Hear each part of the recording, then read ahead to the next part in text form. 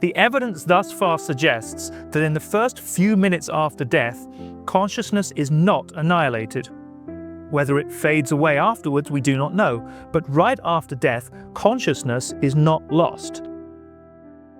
It's one of the great wonders of life. What will it be like to go to sleep and never wake up? Remembering that you are going to die is the best way I know to avoid the trap of thinking you have something to lose. You will find out.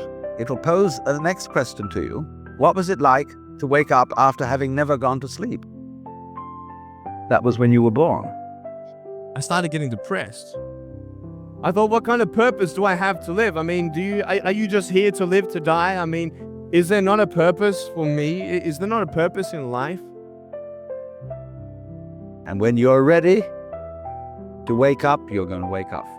And if you're not ready, you're going to stay pretending that you're just poor little me. I woke up and I suddenly got it. I suddenly felt, who is it that's aware that I'm thinking? And suddenly I was thrown into this expansive, amazing feeling of freedom. You suddenly see that there isn't a grain of dust in the whole universe that's in the wrong place. That you understand completely, absolutely, totally what it's all about. The experience you are having, which you call ordinary everyday consciousness, pretending you're not it, that experience is exactly the same thing as it. There's no difference at all. I saw that I was bigger than what I do. I was bigger than my body.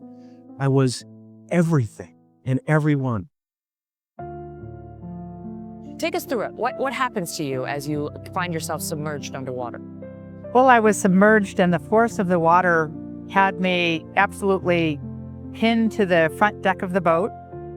This is while you're under the water with no air, you can't breathe, you're completely submerged.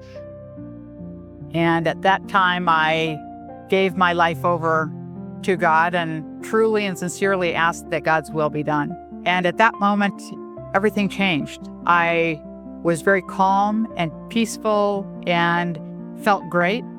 And I had this very physical sense of being held and comforted and reassured that everything would be fine,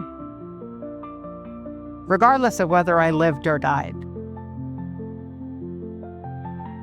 I was no longer a fragment of the universe. I was the universe. Everybody is fundamentally the ultimate reality, the deep down basic whatever there is. And you're all that, only you're pretending you're not. Now I understand why we die. The reason we die is to give us the opportunity to understand what life's all about.